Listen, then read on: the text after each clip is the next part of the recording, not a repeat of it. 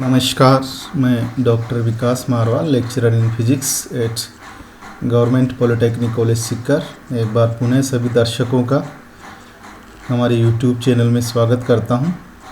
आज हम subject code 102 applied physics के 9th यूनिट एसी सर्किट्स के topic Faraday's laws of electromagnetic induction and Lenz law अर्थात Faraday के विद्युत चुंबकीय प्रेरण और लेंज के नियम के बारे में स्टडी करेंगे। तो सबसे पहले हम बात करते हैं मैग्नेटिक फ्लक्स की, चुंबकीय फ्लक्स की। तो मैग्नेटिक फील्ड को, चुंबकीय क्षेत्र को व्यक्त करने के लिए हम कुछ इमेजिनरी लाइंस की सहायता लेते हैं, जिन्हें चुंबकीय बल रेखाएं कहते हैं, मैग्नेटिक लाइंस ऑफ फोर्स कहते हैं। तो इनकी जो संख्या है किसी सरफेस के परपेंडिकुलर, वो मैग्नेटिक फ्लक्स कहलाती है। So the number of lines of magnetic force passing through an area held perpendicular the field is equal to magnetic flux linked with that plane. तो किसी सतह के लंबवत गुजरने वाली चुंबकीय बल रेखाओं की संख्या जो है चुंबकीय फ्लक्स कहलाती है।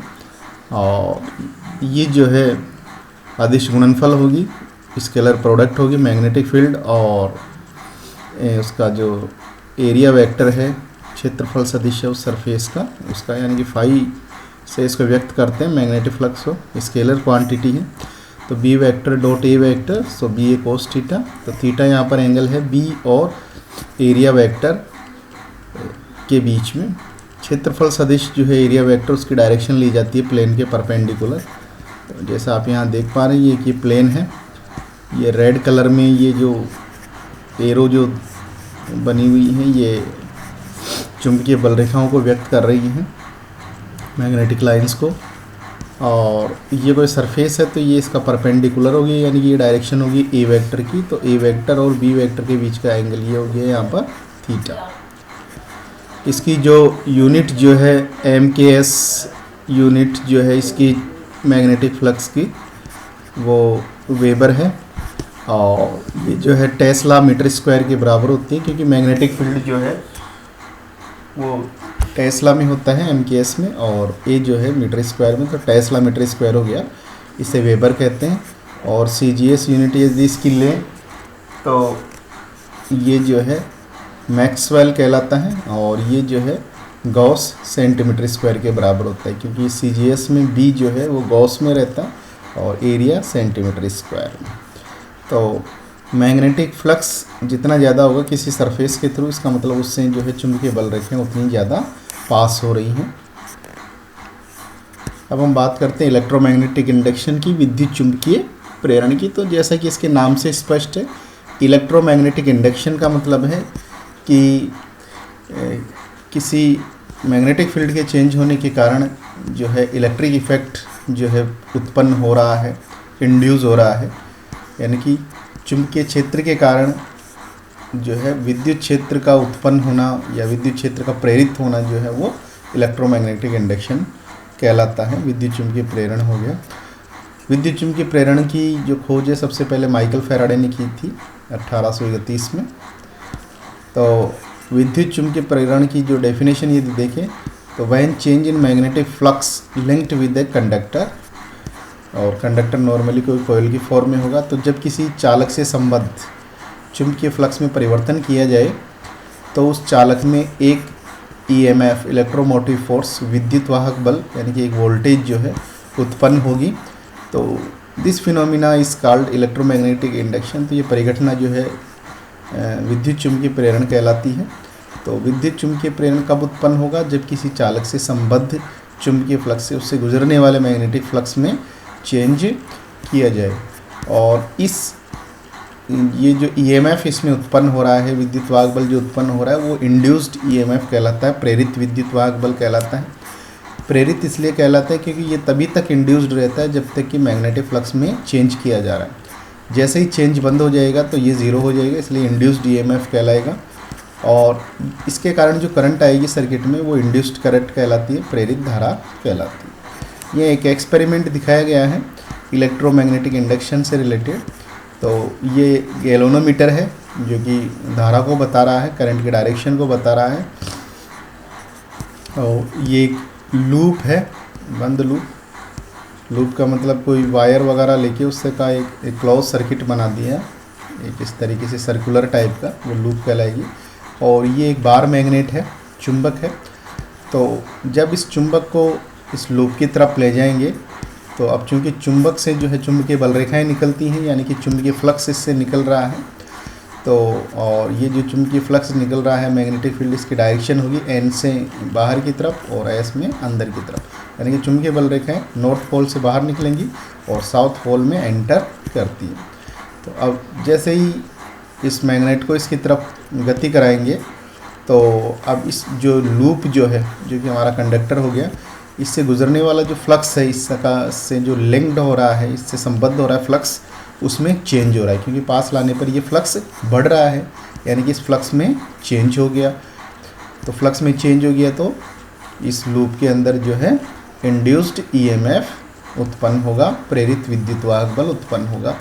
इस ईएमएफ के कारण इस सर्किट में करंट फ्लो होगी, जिसे इंड्यूस्ड करंट कहेंगे। और जब करंट आएगी तो इस गैल्वेनोमीटर के अंदर एक डिफ्लेक्शन जनरेट होगा, विक्षेप आएगा। तो आप इस देख रहे हैं कि इसमें एक विक्षेप उत्पन्न होगा। तो यहाँ पर जो ये वोल्टेज जो जनरेट हो रही है ईएमएफ, इसका सोर्स केवल इस चुंबक की गति है, बाकी वैसे यहाँ पर वोल्टेज का कोई परमानेंट सोर्स नहीं है। अब दूसरी स्थिति में देख रहे हैं कि चुंबक जो है, चुंबक को अपन ने पास लाके इसको स्थिर कर दिया एट रेस्ट। तो इस समय जो है इससे संबद्ध फ्लक्स में कोई परिवर्तन नहीं हो रहा है, तो इसलिए करंट हो गई ज़ीरो, क्योंकि ईएमएफ ज़ीरो हो गई। अब इसको दूर की तरफ ले जाए चुंबक को, तो अब फिर वापस चुंबकीय फ्लक्स में परिवर्तन होगा, क्योंकि ये कम होगा। अब तो कम होगा तो फिर वापस ईएमएफ जनरेट होगा, विद्युत वाहक बल उत्पन्न होगा, और फिर वापस इसमें करंट उत्पन्न होगी, इंड्यूस्ड करंट, प्रेरित धारा। लेकिन अब इसकी दिशा पहले की विपरीत दिशा में होगी, इसलिए विपरीत दिशा में विक्षेप उत्पन्न हो रहा है। तो इस प्रकार से हम देखते हैं कि किसी भी कंडक्टर में, चालक में या कोयल में जो है, कुंडली में, तभी प्रेरित विद्युत वाहक बल उत्पन्न होगा जबकि उससे संबद्ध लिंक्ड या एसोसिएट जो फ्लक्स है उसमें परिवर्तन किया जाए, और ये तब तक रहेगा जब तक कि परिवर्तन जारी है। जैसे परिवर्तन रुक गया, जैसे कि इस स्थिति में देख रहे हैं, तो प्रेरित विद्युत वाहक बल और प्रेरित धारा, इंड्यूस्ड ईएमएफ और इंड्यूस्ड करंट हो गई ज़ीरो। और साथ ही ये जो इंड्यूस्ड करंट है या इंड्यूस्ड ईएमएफ, इसकी डायरेक्शन जो है वो डिपेंड करती है कि फ्लक्स में किस तरीके से चेंज किया जा रहा है। जैसे यदि बढ़ रहा है फ्लक्स तो एक दिशा में, यानी कि एक दिशा में करंट प्रवाहित हो रही है, और फ्लक्स यदि घट रहा है तो इसकी डायरेक्शन अपोजिट हो गई। तो इस प्रकार इसकी डायरेक्शन भी डिपेंड करती है कि फ्लक्स में चेंज किस तरीके से किया जा रहा है। तो ये फैराडे ने कुछ एक्सपेरिमेंट किए, उन एक्सपेरिमेंट्स के आधार पर जो है उसने इलेक्ट्रोमैग्नेटिक इंडक्शन से रिलेटेड दो नियम दिए, जिसे फैराडे के विद्युत चुंबकीय प्रेरण के नियम कहा जाता है। तो इसका फर्स्ट लॉ जो है वो तो जैसे कि हमने स्टडी कर लिया है कि जब किसी चालक में चुंबकीय फ्लक्स में परिवर्तन किया जाए तो उसमें एक ईएमएफ जो है वो प्रेरित होगा, और वो तब तक रहेगा जब तक कि इसके फ्लक्स में परिवर्तन होता रहेगा।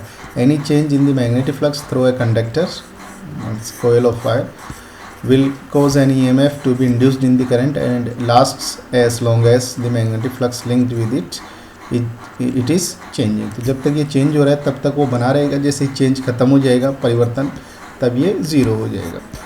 दूसरा नियम जो है फैराडे का, वो ये बताता है कि जो इसमें ईएमएफ जो जनरेट हो रहा है वो कितना हो रहा है, उसकी वैल्यू के लिए दूसरा नियम है।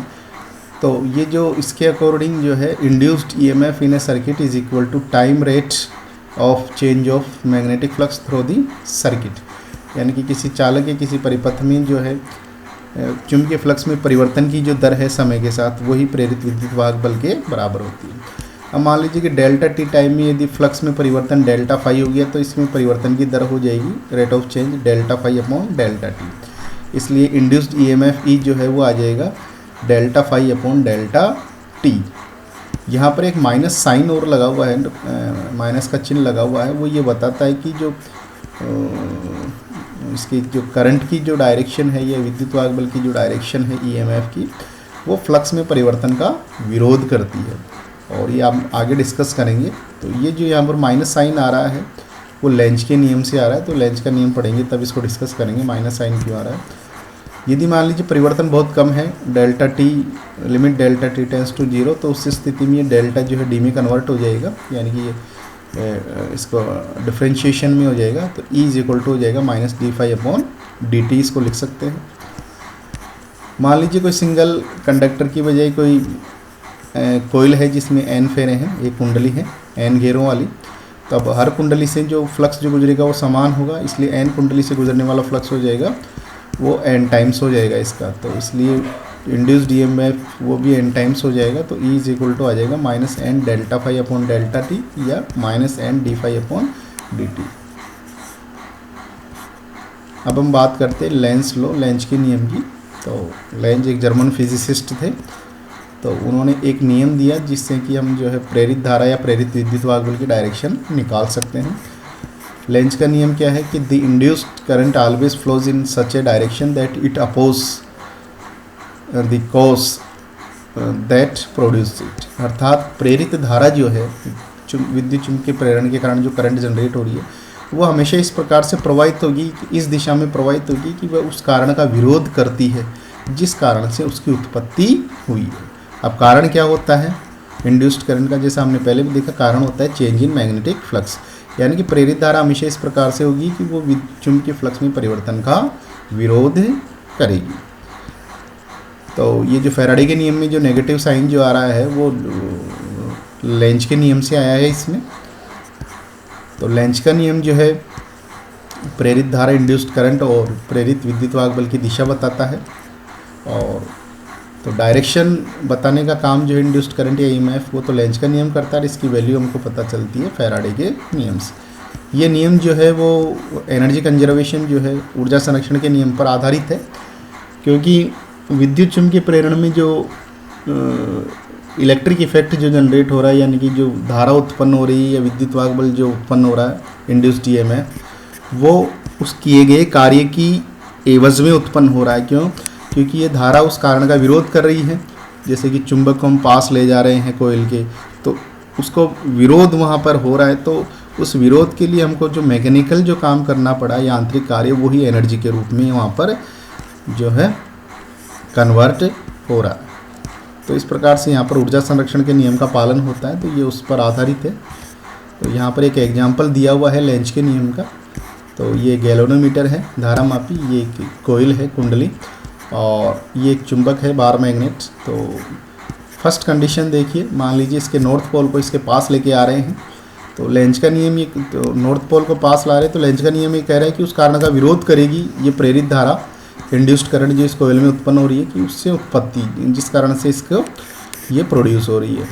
तो ये उत्पन्न हो रही है इसको नॉर्थ पोल को पास लाने पर। इसका मतलब कि इस कुंडली में जो धारा प्रवाहित होगी, प्रेरित धारा, वो इस प्रकार से होगी कि उस प्रेरित धारा के कारण ये सिरा इसका नॉर्थ पोल की तरह काम करे और दूसरा वाला साउथ पोल की तरह काम करे। क्योंकि अब इसमें जो धारा प्रवाहित होगी इंड्यूस्ड करंट, वो भी मैग्नेटिक फील्ड जनरेट करती है, क्योंकि जैसा कि हम जानते हैं कि हर चालक जिससे धारा प्रवाहित होती है वो मैग्नेटिक फील्ड उत्पन्न करती है, चुंबकीय क्षेत्र उत्पन्न करती है। तो ये कोयल में जो धारा प्रवाहित हो रही है वो हमेशा इस प्रकार होगी इसके नॉर्थ पोल को पास लाने पर कि ये इसके नॉर्थ पोल की तरह बिहेव करे। तो इसलिए इसकी करंट की जो डायरेक्शन होगी वो राइट हैंड रूल के हिसाब से देखें, तो इसको सामने से देखने पर वो एंटी क्लॉकवाइज होगी। तो ये इसके नॉर्थ पोल की तरह काम करे ताकि नॉर्थ पोल इस नॉर्थ पोल का प्रतिकर्षण करे, इसको रिपल करे। तो ये इसका विरोध हो गया। और दूसरी स्थिति, यदि इसके साउथ पोल को इसके पास की तरफ लेके आए तो ये इसके साउथ पोल की तरह बिहेव करेगी, और यदि इसको दूर की तरफ लेके जाए, चुंबक को दूर की तरफ लेके जाएं, तो इसका विरोध तब होगा जबकि ये इसको आकर्षित करे। तो आकर्षित करने का मतलब है कि ये इसको साउथ पोल की तरह काम करे, इसलिए इसमें अब करंट की डायरेक्शन उल्टी हो जाएगी, ये क्लॉकवाइज डायरेक्शन में हो जाएगी। तो इस प्रकार दोनों स्थितियों में जो है इसका चुंबक को इसके पास लाने का विरोध हो रहा है।